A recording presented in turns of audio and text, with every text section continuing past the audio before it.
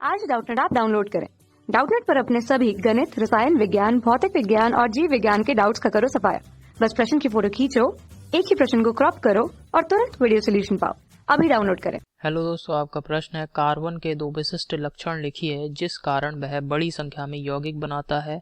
कार्बनिक यौगिकों में आबंध की प्रकृति लिखिए। और बा भाग में दे रखा है एथेन के दो उत्तरोत्तर सदस्यों के सूत्र लिखिए। और सा भाग में दे रखा है एथेन की इलेक्ट्रॉन बिंदु संरचना बनाइए। तो चलिए इस प्रश्न को हल करते हैं। तो दोस्तों सबसे पहले हम आ भाग देखते हैं। तो आ भाग में सबसे पहले हमें दे रखा है कार्बन के दो विशिष्ट लक्षण बताने जिसके कारण वह बड़ी संख्या में यौगिक बनाता है। ठीक है, तो दोस्तों दो मुख्य गुण हैं। सबसे पहला मुख्य गुण है श्रृंखलन का गुण होना। तो हमारा कार्बन परमाणु होता है, इसमें श्रृंखलन का गुण है। और दूसरा मुख्य लक्षण है दोस्तों यहाँ पे जो कार्बन परमाणु है इसकी संयोजकता जो है वो 4 होती है। अब इसको समझ लेते हैं। श्रृंखलन का गुण क्या है दोस्तों? कार्बन परमाणु के अंदर ये क्षमता होती है कि ये कार्बन का एक परमाणु अन्य कार्बन परमाणु के साथ सहसंयोजक बंधों द्वारा आपस में जुड़ने की इसमें क्षमता होती है इस प्रकार से। और इस गुण को ही क्या कहते हैं दोस्तों? श्रृंखलन का गुण कहते हैं। यहाँ पे भी कार्बन आ जाएगा इस प्रकार से। तो एक कार्बन परमाणु अन्य 4 कार्बन परमाणुओं के साथ 4 सहसंयोजी बंधों की सहायता से जुड़ने की क्षमता रखता है। तो इस गुण को ही क्या कहते हैं दोस्तों? श्रृंखलन का गुण कहते हैं।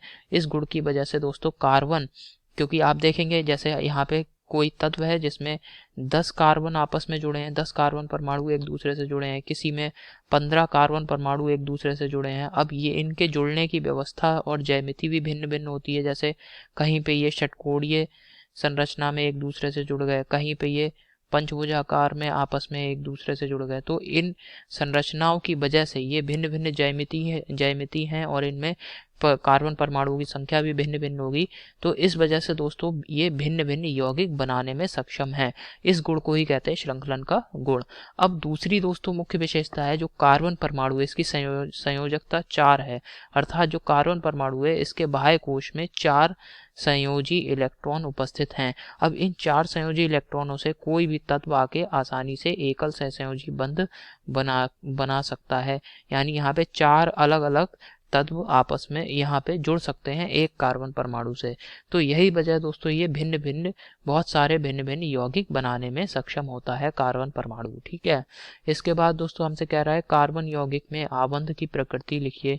तो कार्बन के जितने भी यौगिक होते हैं उन सभी में जो बंध की प्रकृति होती है वो सहसंयोजक बंध बनते हैं। तो कार्बनिक यौगिक में सदैव कौन से बंध बनते हैं दोस्तों? कार्बनिक यौगिक में सदैव सहसंयोजक बंध बनते हैं। यौगिक में सहसंयोजक बंध बनते हैं। सहसंयोजक बंध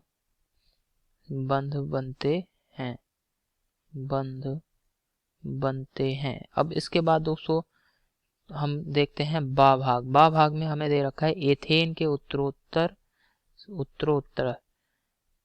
सदस्यों के सूत्र हमें लिखने हैं। ठीक है, तो एथेन दोस्तों कौन से समूह में आ रहा है?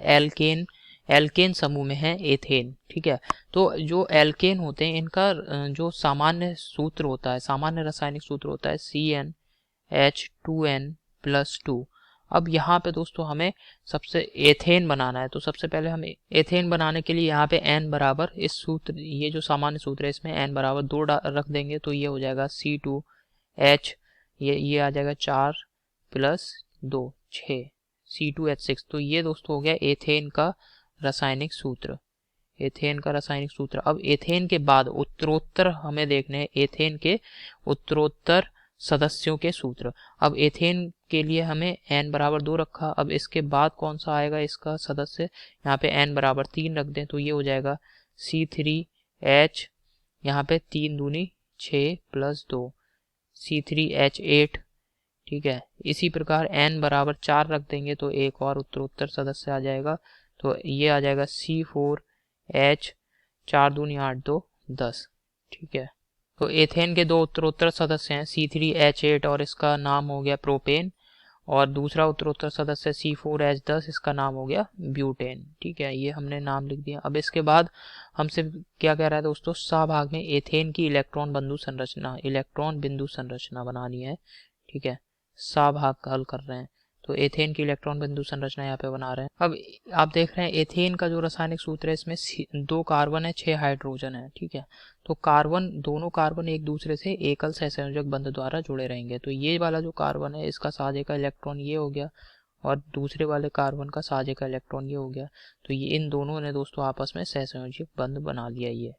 ठीक है, अब क्या होगा दोस्तों, ये जो कार्बन है इसके इलेक्ट्रॉन 1 2 3, चौथा इलेक्ट्रॉन इसने दे दिया अपना, इसके साथ बंध बना लिया है। अब यहाँ पे ये जो कार्बन है इसके भी 3 इलेक्ट्रॉन रहेंगे, ये चौथा इलेक्ट्रॉन इसने यहाँ बंध बनाने प्रयोग कर लिया। अब इनसे क्या होगा दोस्तों, 3 हाइड्रोजन इस कार्बन से जुड़े रहेंगे, 3 यहाँ जुड़े रहेंगे। किस प्रकार जुड़ेंगे हाइड्रोजन परमाणु, कुछ इस प्रकार से। तो ये जो है हाइड्रोजन परमाणु ने अपने इलेक्ट्रॉन ये बंध बनाने प्रयोग कर रहे हैं यहाँ पे। ठीक, तो यहाँ पे इलेक्ट्रॉनों की जो स्थिति है उसको एक बार फिर से सही से बना दे रहे हैं, क्योंकि यहाँ पे साझे में इलेक्ट्रॉन है, तो ये सभी कुछ इस प्रकार से रहेंगे। ठीक है, तो अब ये जो कार्बन है इसी प्रकार यहाँ पे आ जाएगा कार्बन, और यहाँ पे ये एक हाइड्रोजन का इलेक्ट्रॉन ये, और ये दोस्तों सहसंयोजक बंध बन गया यहाँ पे, और ये एक हाइड्रोजन परमाणु। ठीक है, इसी प्रकार यहाँ पे आ जाएगा एक कार्बन परमाणु के साथ, यहाँ पे हाइड्रोजन रहेगा ये, और यहाँ पे। ठीक है, तो आप यहाँ पे देख सकते हैं दोस्तों, ये संरचना इलेक्ट्रॉन बिंदु संरचना है। अब इसको अगर सहसंयोजक बंध की सहायता से दिखाएं तो कुछ इस प्रकार से ये आएगा, सहसंयोजक बंध संरचना कुछ इस प्रकार से आ जाएगी। ठीक है, एक हाइड्रोजन, यहाँ पे ये कार्बन, ये हाइड्रोजन रहेगा, यहाँ पे एकल बंध की सहायता से ये जुड़े रहेंगे। ठीक है, और इलेक्ट्रॉन बिंदु संरचना ये हमने बना दी है। तो आशा करता हूँ दोस्तों आपको समझ में आया होगा ये। ठीक है, धन्यवाद। कक्षा 6 से 12वीं से लेकर नीट, IIT, JEE वो एडवांस के लेवल तक 1 करोड़ से ज्यादा छात्रों का भरोसा। आज ही डाउनलोड करें डाउटनेट ऐप या व्हाट्सएप करें अपने सारे डाउट्स 8400 400 400 पर।